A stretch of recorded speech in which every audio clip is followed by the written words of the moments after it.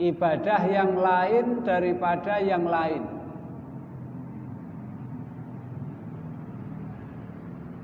Dalam sebuah hadis yang diriwayatkan oleh Ibnu Majah dari sahabat Abu Umamah Al-Bahili, Rasul sallallahu alaihi wasallam bersabda, suatu saat Abu Umamah Al-Bahili bercerita, Pak, suatu hari Rasul sallallahu alaihi wasallam membentuk suatu pasukan yang akan ditugaskan untuk memerangi orang-orang kafir.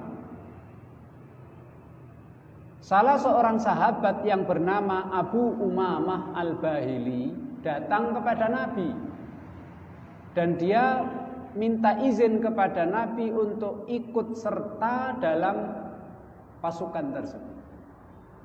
Lalu Rasul membolehkannya. Kemudian Abu Umamah minta kepada Nabi Muhammad sallallahu alaihi wasallam supaya didoakan agar dianugerahi oleh Allah Subhanahu wa taala mati syahid. Beliau mengatakan, ya Rasulullah, ud'ullaha li bisyahadah. Wahai Rasul sallallahu alaihi wasallam, doakanlah aku agar aku bisa mati syahid. Kemudian Rasul sallallahu alaihi wasallam mendoakannya begini, Pak. Allahumma sallimhum, Allahumma ghanimhum. Rasul sallallahu alaihi wasallam mendoakan, ya Allah, selamatkanlah pasukanku ini dan berilah pasukanku ini ghanimah atau harta rampasan yang jumlahnya banyak. Berangkatlah pasukan itu. Di dalam pasukan itu ada sahabat yang bernama Abu Umamah tadi. Setelah terjadi peperangan, pasukan Rasulullah nggak ada satupun yang mati, semuanya selamat dan pulang membawa harta rampasan yang banyak. Kemudian Abu Umamah Al-Bahili datang kepada Nabi, Rasul,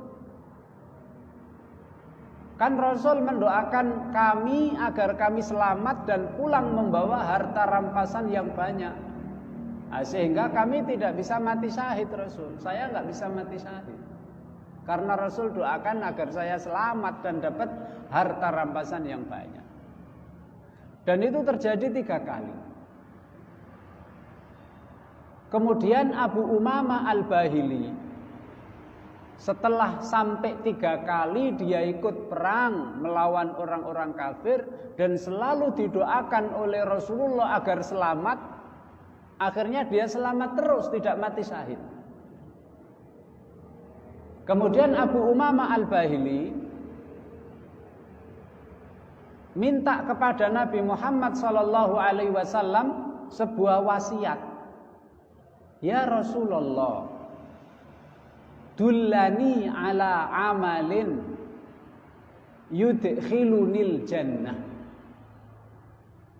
Ya Rasulullah sallallahu alaihi wasallam, tunjukkanlah aku amalan yang dapat memasukkan aku ke dalam surga Allah Subhanahu wa taala.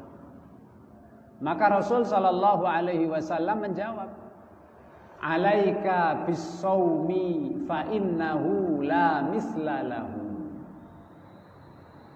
Perbanyaklah puasa. Artinya lakukan puasa Ramadan dan perbanyak puasa sunnah yang lain.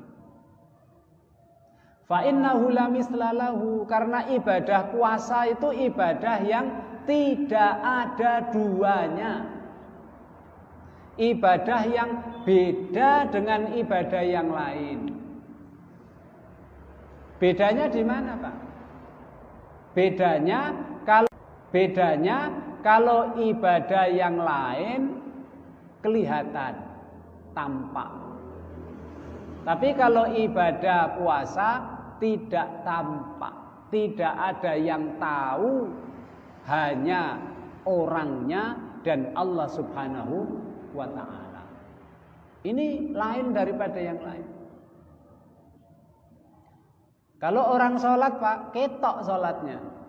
Kowe mau urung sholat, kamu tadi belum sholat kan? Saya belum, kamu belum. Saya belum lihat kamu sholat kok. Berarti kamu belum sholat, ketok Pak. Apalagi bayar zakat, ketok tenan, kelihatan. Kamu belum bayar zakat, belum ada di catatan saya. Nah, bisa. Tapi kalau puasa nggak ada yang tahu. Kita puasa atau tidak itu nggak ada yang tahu kecuali Allah Subhanahu wa ta'ala. Ini letak ibadah puasa itu lain daripada ibadah yang lain. Karena ibadah puasa ini yang tahu hanya Allah dan pelakunya, Pak. Orang-orang di sekitarnya nggak tahu. Kita kan nggak tahu Pak siapa yang ahli puasa di kampung kita, siapa yang ahli puasa, selalu puasa Senin Kemis atau selalu puasa Daud. Orang sing ngerti, nggak ada yang tahu. Maka besok di mahsyar Allah ingin menampakkan orang yang ahli puasa itu kepada seluruh manusia, mulai dari Nabi Adam sampai besok hari kiamat. Berapa miliar besok Pak orang yang hidup, orang yang dikumpulkan oleh Allah di mahsyar. Allah akan menampakkan orang yang ahli puasa kepada mereka. Caranya bagaimana Allah menampakkan orang yang ahli puasa kepada seluruh manusia besok di hari kiamat? Yaitu dengan cara Allah Subhanahu wa ta'ala menjadikan bau mulut orang yang ahli puasa itu lebih wangi daripada minyak kasturi. Sehingga manusia di mahsyar nanti Pak akan mencium bau yang lebih wangi dari minyak kasturi. Iki dari siapa toh yang punya bau siapa toh? Mereka akan tahu, oh fulan, oh Pak D itu, oh Mbok D itu, oh Mas itu, oh si Mbah itu toh yang ahli puasa. Semua orang akan tahu. Sehingga bau mulut orang yang puasa itu dijadikan oleh Allah lebih wangi daripada minyak misik besok di mahsyar. Bahkan Bapak Ibu yang saya hormati, darahnya orang yang mati syahid besok di mahsyar, orang yang mati syahid itu dikumpulkan oleh Allah Subhanahu wa ta'ala dalam kondisi seperti dulu dia mati syahid. Dengan ada luka-lukanya di badannya, ning ora loro, tidak sakit. Dan lukanya itu mengalir darah, Pak. Sebagai saksi dan bukti di hadapan Allah kalau dia telah mempersembahkan nyawanya untuk membela agama. Jadi ketika di mahsyar dikumpulkan itu, dia dalam keadaan ketika dia mati syahid itu, Pak.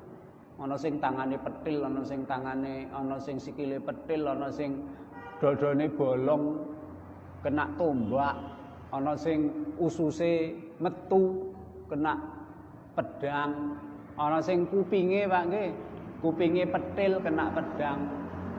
Ana sing kepalanya belah karena kena pedang, ning ora loro. Dan darahnya orang yang mati syahid saat itu wanginya seperti minyak kasturi. Wanginya seperti minyak kasturi. Tapi bau mulutnya orang yang ahli puasa itu lebih wangi daripada minyak kasturi. Ini bukan berarti melaksanakan puasa-puasa sunnah lebih utama daripada mati syahid, bukan. Mati syahid tetap lebih utama, lebih tinggi derajatnya daripada melakukan puasa sunnah. Tapi kalau mati syahid orang perang fisabilillah itu kan kelihatan, Pak. Tapi kalau puasa tidak kelihatan. Karena puasa itu tidak kelihatan, maka Allah Subhanahu wa ta'ala akan tampakkan orang yang ahli puasa itu kepada seluruh umat manusia besok di mahsyar dengan cara menjadikan bau mulutnya lebih wangi daripada minyak kasturi. Sedangkan darahnya orang yang mati syahid di mahsyar besok wangi seperti minyak kasturi. Bau mulut orang yang ahli puasa besok di mahsyar lebih wangi dari minyak kasturi. Kemudian yang kedua, Bapak Ibu yang saya hormati, kenapa puasa itu merupakan ibadah yang lain daripada yang lain? Karena orang yang berpuasa, Pak, ketika tidur itu ditulis masih dalam puasa. Beda dengan ibadah yang lain. Bapak Ibu kalau tadarus Quran di malam hari atau di siang hari, terus ngantuk, terus tidur. Ketika Bapak tidur, Ibu tidur, apakah Bapak Ibu tetap dianggap tadarus? Kan tidak. Sudah tidak dianggap tadarus karena wis tidur, sudah tidur. Sholat contohnya, sholat malam, ngantuk terus tidur. Apakah ketika kita tidur kita masih dianggap sholat malam? Kan tidak, Pak, sudah tidak ya. Tapi kalau puasa, meskipun kita di siang hari tidur, ketika tidur kita tetap dianggap melaksanakan ibadah puasa. Makanya ada orang yang di TV sokwe, bondone ukwe, akhirnya ketika Ramadan itu dia sudah nggak kerja lagi, akhirnya kerjaannya itu turu, Pak. Esok pol sore. Ya tetap sah, Pak, ya tetap sah. Ketika tidur tetap dianggap dia puasa.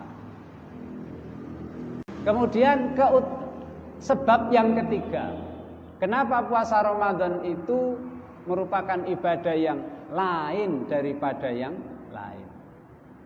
Karena sekali lagi yang ketiga ini, karena puasa itu ibadah yang tidak ada riyaknya.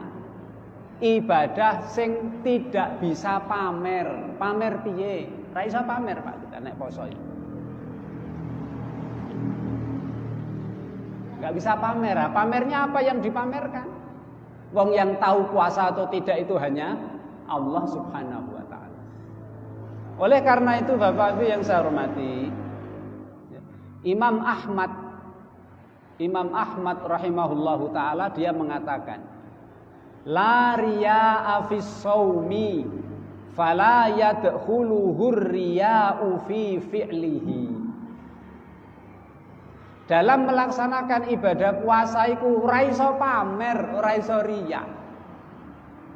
Fala yadkhuluhur riya'u fi fi'lihi. Dalam melaksanakan ibadah puasa ini riya tidak bisa masuk ke dalamnya. Sekali lagi karena yang tahu hanya kita dan Allah Subhanahu wa taala, yang lain enggak tahu. Wong Bapak Ibu saya hormati, seandainya yang kumpul di sini ini ada yang tadi diem-diem di rumah makan terus ke sini, siapa yang tahu? Hanya dia dan Allah Subhanahu wa taala. Jadi puasa itu ibadah yang tidak bisa dipamerkan. Karena ibadah puasa ini adalah ibadah yang nggak bisa dipamerkan, nggak bisa dibuat riya, maka ibadah puasa ini adalah ibadah yang paling bisa mengajarkan kepada kita ikhlas dalam beribadah kepada Allah Subhanahu wa taala. Jadi kalau mau belajar ikhlas itu Pak Ibu ya, supaya kita bisa ikhlas, supaya gampang ikhlas, supaya kalau kita beribadah tanpa pamrih, murni ikhlas itu artinya murni hanya diperuntukkan untuk mendapatkan ridho Allah Subhanahu wa taala. Kalau kita mau belajar ikhlas, mari kita perbanyak puasa. Bapak Ibu yang saya hormati,